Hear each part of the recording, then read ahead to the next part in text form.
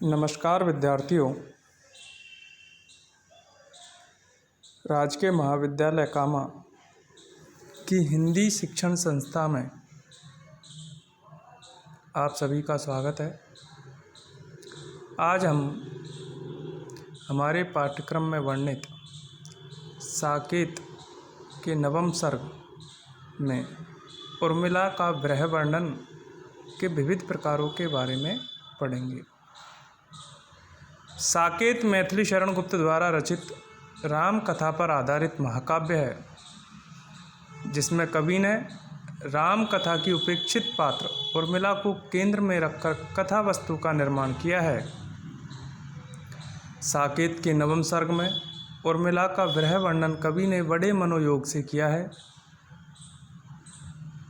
उनके विरह वर्णन में मार्मिकता, सजीवता एवं विरह व्यथित हृदय की टीस व्याप्त है।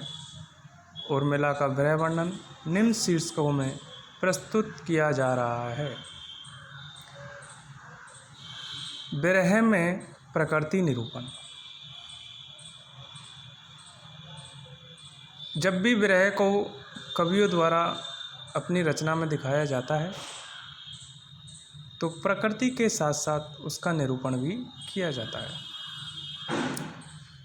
प्रकृति के उपादानों, प्रकृति की ऋतुओं के अनुसार विरह के रूप में परिवर्तन दिखाई देता है। उसी का निरूपण यहाँ देखने को मिला है। शरद ऋतु का आगमन होने पर खंजन पक्षी दिखाई देने लगे हैं। धूप खिल गई है, सरोवर जल से भरे दिखाई दे रहे हैं और हंस उनमें क्रीड़ा कर रहे हैं। गृहिणी उर्मिला को शरद के रूप में अपने प्रिय लक्ष्मण के विभिन्न अंगों के दर्शन हो रहे हैं। वह अपनी सखी से कहती है, निरख सखी ये खंजन आए, फेरे उन मेरे रंजन, ने नयन इधर मन भाए। फैला उनके तन का आतप, मन से सर सरसाएं, घूमे वे इस और वहाँ ये हंस यहाँ उड़ छाएं। इसी प्रकार शिशिर ऋतु के सारे उपादान गृहिणी उर्मिला को अपने तन में ही दिखाई पड़ रहे हैं। जिस प्रकार वन उपवन पतझड़ के कारण शुष्क हो जाते हैं, उसी प्रकार गृहिणी उर्मिला का शरीर विरह में सूख गया है। मुख व शरीर कुम्हला गया है। आंखें मोती रूपी आंसू बरसाती रहती हैं और वह कहती हैं, शिशिर ने फिर वन वन में जितना मांग पतझड़ दूंगी, मैं इस निज नंदन में कितना कंपन तुझे चाहिए, ले मेरे इस तन में। सखी कह रही पांडुरता का क्या अभाव आनन में। इस प्रकार विरह में प्रकृति का निरूपण हमारे द्वारा देखा गया। दूसरा है गृहिणी उर्मिला का दर्प या अभिमान या स्वाभिमान। गृहिणी उर्मिला को काम की भावना भी सता रही है। वह कामदेव से कहती है, मुझे फूल मत मारो, मैं अबला वाला वियोगनी, कुछ तो दया विचारो। होकर मधु के मीत मदन, पटु तुम कटु गरल न गारो। मुझ विकलता तुम्हें विफलता, ठहरो श्रम परिहारो। वह कहती हैं, मैं तो अबला हूँ और फिर वियोग व्यथा से पीड़ित हूँ। तुम्हें ये शोभा नहीं देता कि तुम मेरे ऊपर प्रहार करो। यदि तुम्हें अपने रूप का गर्व है तो उसे मेरे पति पर नौछावर किया जा सकता है, और यदि तुम्हें अपनी पत्नी रति के रूप का घमंड है तो लो मेरी चरण धूलि ले जाओ और उस पर नौछावर कर दो। इसी प्रकार विरह के अंतर्गत प्राचीनता एवं नवीनता का समावेश भी दिखाई देता है। उर्मिला के विरह वर्णन में एक और प्राचीन परिपाटी का निर्वय करते हुए विरहताप, विरहजन क्रस्ता तथा अश्रु प्रभाव का समावेश है, तो दूसरी ओर उसमें कहीं भी अस्वाभाविकता न होकर सर्वत्र मनोवैज्ञानिकता अपनाई गई है। ऋतु वर्णन में नायिका की परिवर्तित दिनचर्या का उल्लेख है। विरहजन्य अवस्था का उल्लेख निम्न पंक्तियों में कवि ने किया है। मानस मंदिर में सती प्रिय की प्रतिमा था, जलती सी उस विरह में बनी आरती आप। चौथे में हम देखते हैं चित्रकूट में क्षणिक मिलन। एक ऐसा अवसर आया जब समस्त साकेत समाज श्री राम जी को मनाने के लिए चित्रकूट गए। तो उस साकेत समाज में उर्मिला भी उनके साथ शामिल थी। तो श्री राम जी के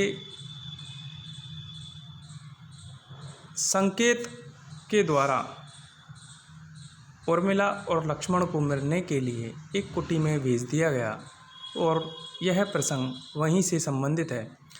चित्रकूट में अयोध्या निवासियों के साथ उर्मिला भी आई है। सीता जी ने उर्मिला और लक्ष्मण का मिलन एक कुटिया में कराया। उर्मिला अत्यंत क्षीणकाय हो गई है। लक्ष्मण क्षण भर तो उसे पहचान ही नहीं पाए। कवि ने कैसी मौलिक अभिव्यक्ति की है, देखिए। चाकर परंतु जो वहाँ उन्होंने देखा, तो दीख पड़ी कौणस्त उर्मिला रेखा। यह काया है या शेष उसी की छाया, क्षण भर उनको कुछ नहीं समझ में आया। लक्ष्मण की उस मनादशा को देखकर उर्मिला ने जो कुछ कहा वह उसकी मानसिक स्थिति एवं पति के प्रति कर्तव्य भावना को व्यक्त करने के लिए पर्याप्त है। लक्ष्मण को ऐसा प्रतीत हुआ कि हो सकता है कि ये मुझे आगे जाने में बाधक बने, और इस भावना को उर्मिला ने अपने मन में समझ लिया। तो उनकी इस भावना का निस्तारण करने के लिए उर्मिला ने निम्न वचन कहे, मेरे उपवन के हिरण आज वनचारी, मैं बांध न लूँगी तुम्हें तजो भय भारी। गिर पड़े दौड़ सौमित्र प्रिया पद तल में, वह भीग उठी प्रिय चरण धरे द्रग जल में। इस प्रकार उर्मिला ने इन वचनों के साथ लक्ष्मण जी की भावना का निस्तारण या निराकरण किया। यह क्षणिक पलन पुनः वियोग में परिवर्तित हो गया। साकेत के नवम सर्ग में उर्मिला की वेदना अपने चरम शिखर पर है। यहाँ पर कवि ने निम्न गीत को समायोजित किया है, जिसमें अभाव को वेदना का पिता और अदृष्टि को उसकी माता बताया है। वेदन तू भी भली बनी, आ अभाव की आत्मजे और अदृष्टि जनी। इस प्रकार उर्मिला की विरह वेदना को, जिसमें अभाव को वेदना का पिता और अदृष्टि को उसकी माता बताया। उर्मिला की वेदना का चित्रण भी देखिए। उर्मिला को विरह में एक आशा थी। आशा क्या थी? उसे पता था, क्योंकि यह विरह का जो समय है वह 14 वर्ष का है।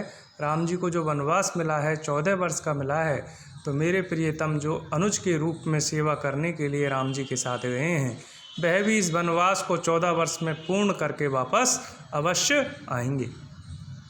भाव उत्तेजनाओं के क्षणों में भी उसने राजमहल की मर्यादा का सदैव ध्यान रखा। उसका विरह वर्णन अत्यंत मार्मिक एवं संवेदनशील है। भूल अवधि सुधी प्रिय से कहती, जगती हुई कभी आओ, किंतु कभी सोती तो उठती, वह चौंक बोल कर जाओ। उपयुक्त विशेषण के आधार पर यह कहा जा सकता है कि गुप्त जी ने साकेत में उर्मिला का विरह वर्णन बड़े मनोयोग से किया। राम कथा प्रसंग में यह एक मधुर प्रसंग है और गुप्त जी की मौलिक उद्भावना है।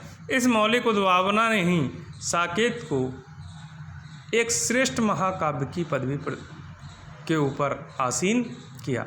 आज के लिए इतना ही। नमस्कार। कल फिर मिलेंगे। धन्यवाद।